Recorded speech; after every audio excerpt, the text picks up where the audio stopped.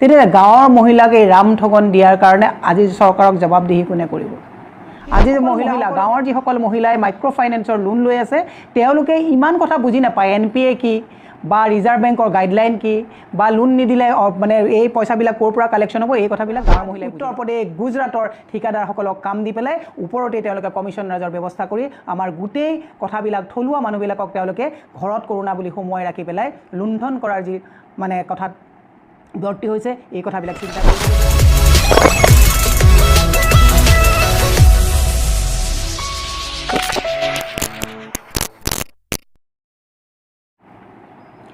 নমস্কাৰ। আহোঁ আজি দুটা বা তিনিটা মই কথা ক'বলগীয়া আছে। মাইক্ৰ' ফাইনেন্সৰ কথাটো কৈছে মহিলাই চৌদিশে মানে প্ৰতিবাদ কৰা আৰম্ভ কৰিছে। মাইক্ৰ' ফাইনেন্সৰ আমি কৈছোঁ যে ঋণ ল'লে ঋণ পৰিশোধ কৰিব লাগিব। আগতেও মহিলাসকলে ঋণ লৈছে, আগতেও পৰিশোধ কৰি গৈ আহিছে।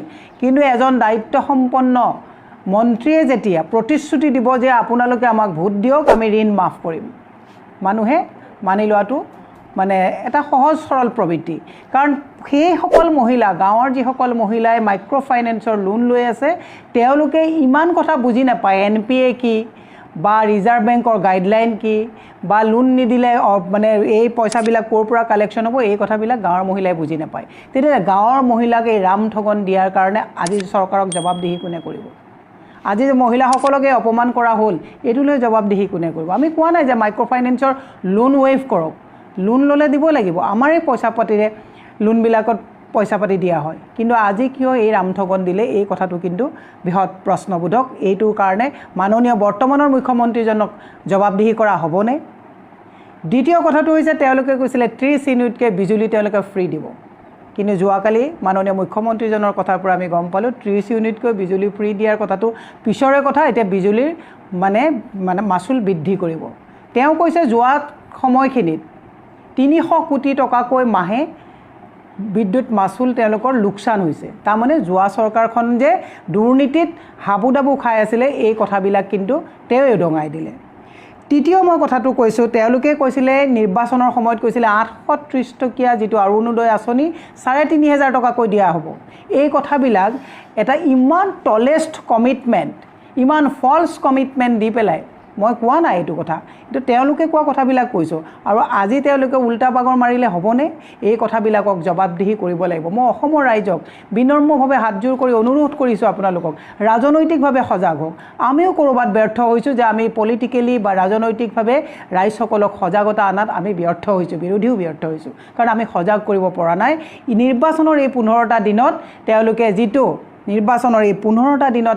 যিটো মানে চমক দেখুওৱাৰ ৰাজনীতিৰে তেওঁলোকে ক্ষমতালৈ আহে, এই কথাটো আমি ৰাজনৈতিকভাৱে সজাগ কৰাটো উচিত। দ্বিতীয় চবতছে ডাঙৰ ইম্পৰ্টেণ্ট কথাটো ক'ব বিচাৰিছোঁ, মাননীয় মুখ্যমন্ত্ৰীগৰাকীয়ে কৈছে যে ভাৰতৰ 5খন উন্নত ৰাজ্যৰ ভিতৰত অসমক তেওঁ লৈ যাব। আপুনি জানে যে মিউনিচিপালিটি ইলেকশ্যনটো আপোনালোকে জানে বন্ধ হৈ আছে। গতিকে মিউনিচিপালিটি ইলেকশ্যন কিয় বন্ধ হৈ আছে সেইটোও জানে। আমি ৰাজহুৱা এখন মানে PIL এখন আমি উচ্চ ন্যায়ালয়ত আমি কৰিছোঁ। এতিয়া চবতছে ডাঙৰ কথাটো হৈছে যে নলা নৰ্দমা নিষ্কাশনৰ কামটো যোৱাবাৰো তেওঁলোকে এটা ৰামকি নামৰ এটা কোম্পেনীক তেওঁলোকে হায়দৰাবাদৰ কোম্পেনীক দিছিল, চূড়ান্তভাৱে ব্যৰ্থ হৈছে। আৰু এতিয়া অসমৰ থলুৱা ঠিকাদাৰসকলক সেই কামৰ পৰা বঞ্চিত কৰি পুনৰ এইজন মানে GDDৰ দায়িত্বত থকা মন্ত্ৰীয়ে মহোদয়ে হায়দৰাবাদত বাহৰ পাতিছে যাতে আকৌ হায়দৰাবাদৰ কোম্পেনীক তেওঁলোকে কাম গতাই অসমৰ ঠিকাদাৰসকলক তেওঁলোকে মাধমাৰ দিব খোজাইছে। এয়াই যদি তেওঁলোকৰ সবকা সাথ সবকা বিকাশ হয় তেতিয়াহ'লে অত্যন্ত দুৰ্ভাগ্যজনক কথা হ'ব। গতিকে এই কথাবিলাক বিশদভাৱে ৰাইজে হৃদয়ংগম কৰাৰ প্ৰয়োজন আছে। তৃতীয় কথাটো হৈছে কালি তেওঁলোকৰ মুখপাত্ৰ জয়ন্ত মল্ল বৰুৱা ডাঙৰীয়া আৰু পবিত্ৰ মাৰ্ঘেৰিটা তেওঁলোকে কৈছে যে জনসংখ্যা বৃদ্ধি হৈছে আৰু মুছলমান সম্প্ৰদায় 30ৰ পৰা 37ৰ ভিতৰত সংখ্যাগুৰু হ'ব। জনসংখ্যা ৰোধ কৰিব লাগে, জনবিস্ফোৰণ ৰোধ কৰিব লাগে, চৰকাৰে নীতি নিৰ্দেশনা দিব লাগে।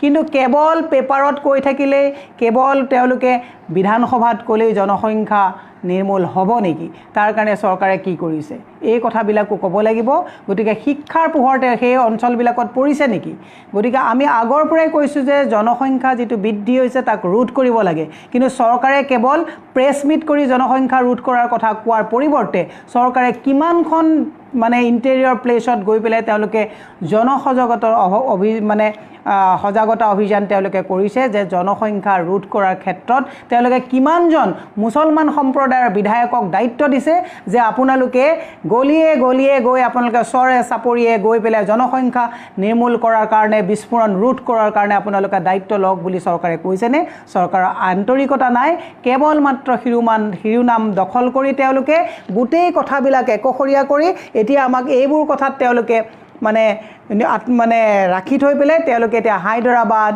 উত্তৰ প্ৰদেশ গুজৰাটৰ ঠিকাদাৰসকলক কাম দি পেলাই ওপৰতে তেওঁলোকে কমিশ্যন ৰাজৰ ব্যৱস্থা কৰি আমাৰ গোটেই কথাবিলাক থলুৱা মানুহবিলাকক তেওঁলোকে ঘৰত কৰোণা বুলি সোমোৱাই ৰাখি পেলাই লুণ্ঠন কৰাৰ যি মানে কথাত বৰ্তি হৈছে এই কথাবিলাক চিন্তা কৰিবলগীয়া আছে গতিকে ৰাইজক এটা কথা ক'ব বিচাৰিছোঁ আমিও বিৰোধী হিচাপে আজিৰ পৰাই আমি আহক আমি ৰাইজক ৰাজনৈতিকভাৱে সজাগ কৰোঁ যেতিয়ালৈকে ৰাইজ ৰাজনৈতিকভাৱে সজাগ নহ'ব তেতিয়ালৈকে এইবিলাক চলিয়ে থাকিব আৰু বৰ্তমানৰ মুখ্যমন্ত্ৰীজনে বাৰে বাৰে কৈছে যে সঞ্জয় কিষাণৰ দিনতো মানে যিবিলাক মানে দুৰ্নীতি হৈছিল তেওঁ কৈছিল মোৰ চৰকাৰৰ দিনত হোৱা নাই তাৰমানে বিগত চৰকাৰখনে যে দুৰ্নীতিত হাবু দাবু খাই আছিল মাননীয় এতিয়াৰ মুখ্যমন্ত্ৰীজনেই ভালকৈ উদঙাই দিছে ধন্যবাদ মাননীয় মুখ্যমন্ত্ৰী মহোদয় যে যোৱা চৰকাৰৰ সময়ত আপোনালোকৰ দুৰ্নীতিবিলাক আমি কৈ আছিলোঁ এতিয়া আপুনি একাদ্ৰিক্ৰমে কৈ গৈ আছে যে আপোনালোকৰ চৰকাৰখন যোৱা 5 বছৰত দুৰ্নীতিত হাবু দাবু খাই আছিলে ধন্যবাদ ঈশ্বৰে আপোনাক ভাল কৰক অসমৰ উন্নতি হওক আপুনি এতিয়াও হায়দৰাবাদ বা গুজৰাট বা উত্তৰ প্ৰদেশৰ ঠিকাদাৰক কাম দিয়াৰ পৰিৱৰ্তে অসমৰ থলুৱা ঠিকাদাৰসকলক কাম দিব বুলি আশা ৰাখি যে আৰু এনেকৈ মাধমাৰ নিদিব বুলি আশা ৰাখি আপোনাৰ দীৰ্ঘায়ু আৰু সুস্বাস্থ্য কামনা কৰিছোঁ ধন্যবাদ